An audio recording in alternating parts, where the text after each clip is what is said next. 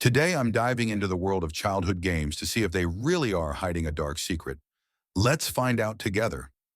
When we think back to our childhood, we often remember the simple joys of playing games with our friends and family. But have you ever stopped to think about the games we played as kids and what they might be teaching us?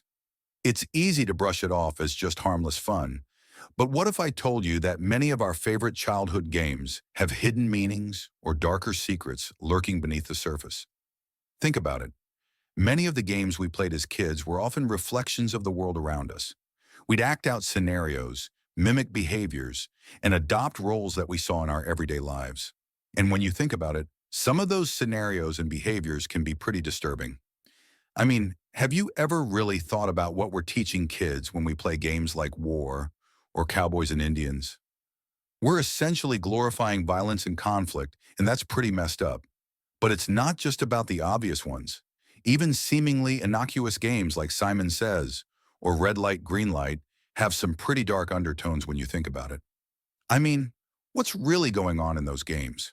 We're teaching kids to blindly follow orders, to obey without question, and to be punished if they don't comply. Sounds a little like authoritarianism to me. And don't even get me started on games like Tag, You're It or Duck, Duck, Goose. Those games are all about chasing, capturing, and punishing. It's like we're teaching kids that it's okay to victimize and bully as long as it's all just fun and games. But is it really? Let's take a closer look at some specific examples of childhood games that have some pretty dark origins and implications. Take Ring Around the Roseate, for instance. Most of us remember playing this game as kids, but did you know that it's believed to have originated during the Black Death, one of the deadliest pandemics in human history? Yeah, that's not exactly the most uplifting background. Or what about hopscotch, which is often seen as a harmless game of jumping and throwing rocks?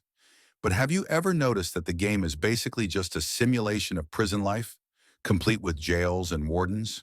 Yeah, that's some pretty heavy stuff. And then there's musical chairs, which is often seen as just a fun party game. But think about it. We're teaching kids to fight over limited resources, to be aggressive and competitive, and to feel like losers if they don't win. It's like we're conditioning them to be cutthroat capitalists or something. But one game that really takes the cake is Bloody Mary. I mean, who thought it was a good idea to teach kids to summon a vengeful spirit in front of a mirror, right?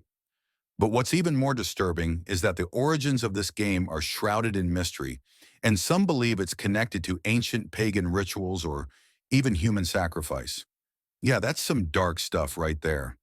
So what's the takeaway from all of this? Well, I think it's clear that our childhood games are often more than just harmless fun.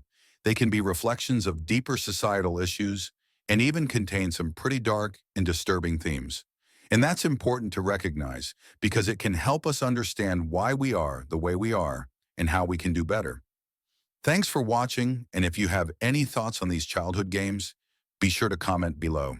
And if you want to explore more dark themes or nostalgia, check out our video on creepy children's TV shows that will haunt your dreams.